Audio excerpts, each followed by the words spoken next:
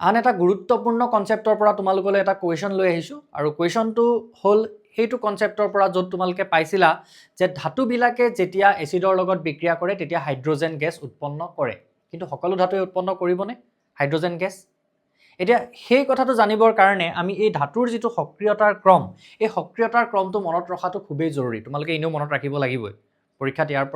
ইয়াৰ লগত ৰিলেটেড বহুতখিনি কুৱেশ্যন আহে অপসৰণ বিক্ৰিয়াৰ লগত ৰিলেটেড কুৱেশ্যনো ইয়াৰ পৰা আহে গতিকে এইটো মনত ৰখাটো তোমালোকৰ কাৰণে খুবেই জৰুৰী এতিয়া কথাটো হ'ল ইয়াত এই ধাতুৰ সক্ৰিয়তাৰ ক্ৰমটোত হাইড্ৰজেনতকৈ ওপৰত থকা যিকোনো ধাতুৱে কি কৰিব পাৰিব হাইড্ৰজেন গেছ উৎপন্ন কৰিব পাৰিব বিক্ৰিয়াত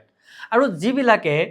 এই হাইড্ৰজেনতকৈ তলত আছে সেইবিলাকে কিন্তু হাইড্ৰজেন গেছ উৎপন্ন কৰিব নোৱাৰে এটা চাওঁচোন আহা প্ৰশ্নটোত কি সুধিছে প্ৰশ্নটোত সুধিছে Neha added dilute hydrochloric acid to 4 metals and recorded her observations given বিলো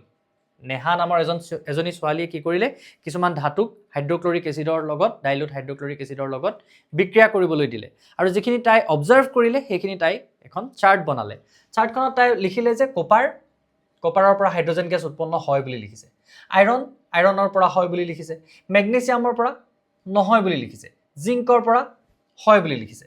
এতিয়া ইয়াৰ ভিতৰত কাৰেক্ট অবজাৰভেশ্যন কোনকেইটা আমাক হেতু সুধিছে যে শুদ্ধ পৰ্যবেক্ষণটো চিনাক্ত কৰা আৰু ৰাসায়নিক বিক্ৰিয়াটো সম্পূৰ্ণকৈ লিখা ইয়াৰ ভিতৰত শুদ্ধ পৰ্যবেক্ষণ কোনটো হয়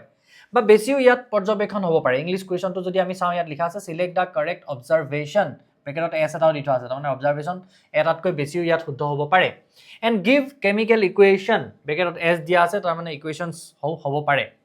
অফ দ্য ৰিয়েকশ্যন সেইকেইটা লিখিবলৈ কৈছে আমাক কপাৰে চোৱাচোন কপাৰে কৰিব নেকি কপাৰটো কি আছে হাইড্ৰজেনতকৈ তলত আছে কিন্তু তাই ইয়েছ লিখি থৈছে চ' এইটো ভুল এইটো শুদ্ধ নহয় দেন আইৰণে কৰিব নেকি ইয়েছ আইৰণ ওপৰত আছে আইৰণে কৰিব এইটো শুদ্ধ হৈছে তাৰমানে দেন মেগনেছিয়ামে কৰিব লাগিছিল কিন্তু মেগনেছিয়ামে তাই নকৰে বুলি কৈছে চ' এইটো তাৰমানে ভুল তাইৰ অবজাৰভেশ্যন দেন জিংকে কৰে ইয়েছ চ' জিংকৰ অবজাৰভেশ্যনটো তাই শুদ্ধকৈ লিখিছে দুটা অবজাৰভেশ্যন তাইৰ শুদ্ধ হৈছে চ' এই দুটা অবজাৰভেশ্যন তাইৰ তাৰমানে শুদ্ধ হৈছে এতিয়া আমাক কি কৈছে যে শুদ্ধ পৰ্যবেক্ষণটো চিনাক্ত কৰা চ' ইয়াত প্ৰথম নহয় দ্বিতীয় আৰু চতুৰ্থ পৰ্যবেক্ষণটো শুদ্ধ পৰ্যবেক্ষণ আমি লিখিম ইয়াত কি যে second and fourth observations are correct observations লিখিব পাৰিবা নিজে কথা কিন্তু মই কৈয়ে দিছোঁ অকণমান শ্ল' কৰি ল'বা দৰকাৰ হ'লে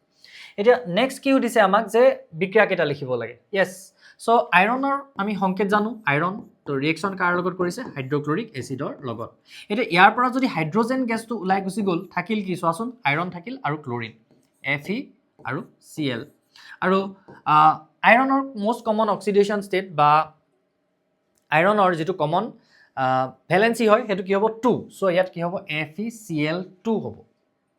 ফেৰাছ ক্লৰাইড FeCl3 যদি হ'লহেঁতেন সেইটো ফেৰিক ক্লৰাইড তাত অক্সিডেশ্যন ষ্টেট আইৰণৰ 3 হ'লহেঁতেন ইয়াত কিন্তু আমি ফেৰাছ ক্লৰাইড লিখিম আৰু হাইড্ৰজেন গেছ অ'কে বেলেঞ্চ কৰিব লগা আছে নেকি য়েছ ইয়াত 2 এটা আহিব কাৰণ ইয়াত ক্লৰিনত 2 আহি গ'ল নহয় চ' 2 আহি যোৱাৰ লগে লগে হাইড্ৰজেন অ'কে বেলেঞ্চ ইয়াত আৰু বেলেগ বেলেঞ্চ কৰিবলগীয়া নাই নেক্সট ৰিয়েকশ্যনটো চোৱা যে জিংকৰ লগত হাইড্ৰক্লোৰিক এচিডে ৰিয়েকশ্যন কৰিলে আকৌ হাইড্ৰজেন গেছটো তুমি উলিয়াই লিখি দিয়া থাকিল কি জিংক আৰু ক্লৰিন জিংকৰ যোজ্যতা কিমান হয় জিংকৰ ভেলেন্সি হ'ল 2 চ' ইয়াত 2 লিখিব লাগিব এতিয়া এগেইন ইয়াতো 2 এটা লিখিব লাগিব ইয়াত 2 লিখি দিয়াৰ লগে লগে বাকীখিনি আমাৰ বেলেঞ্চ হৈ গ'ল চ' এইটো প্ৰশ্নৰ উত্তৰ আমি এনেকৈ কৰিব লাগিব কিন্তু এই কনচেপ্টৰ লগত ৰিলেটেড বেলেগ তোমালোকৰ প্ৰশ্নও আহিব পাৰে এই চাৰ্টখন একদম খুব কম সময়ৰ ভিতৰত তোমালোকৰ যদি এতিয়াও মুখস্থ হোৱা নাই তেতিয়াহ'লে মুখস্থ কৰি পেলোৱা